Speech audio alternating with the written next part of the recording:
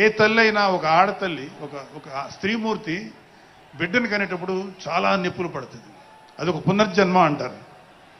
అలాంటిది నేను మా అమ్మని అడిగా, నేను పుట్టినప్పుడు ఏమన్నా పెయిన్స్ అనుభవించావమ్మా అని. మా అమ్మ అంది, నువ్వు పుట్టినప్పుడు నేను అనుభవించినది పెయిన్స్ భూమి మీద ఆడది అనుభవించలేదు, అంత కష్టం పెట్టేవాడు. అది మా అమ్మ చెప్పింది నా గురించి. సరే కళ్యాణ్ బాబు ఎలాగా అన్న. గొప్ప విషయం అంటే నేను షాక్ అయ్యా. వాడు పుట్టినప్పుడు నాకు పెయిన్ అనేది కొంచెం కూడా తెలియలేదురా, అలాగా నాకు పెయిన్ లేకుండా పెయిన్ ఇవ్వకుండా పుట్టాడు. ఈ విషయం నేను కొంచెం షాక్ అయ్యా. అదేంటమ్మా కనీసం పెయిన్స్ ఉంటాయి కదా, ఏమోరా నాకు ఏమాత్రం పెయిన్ తెలియకుండా పుట్టాడని. సో నేను ఏమంటానంటే,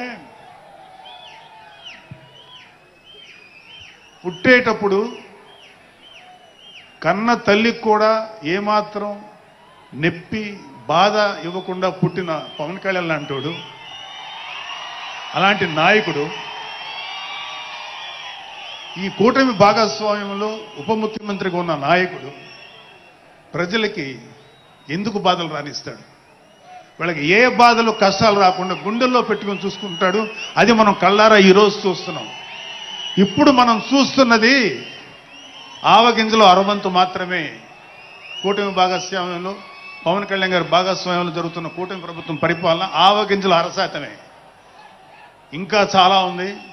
ఇప్పుడు చూస్తుంది just tip of the iceberg. అద్భుతమైన పరిపాలన మనకు రాబోతుంది.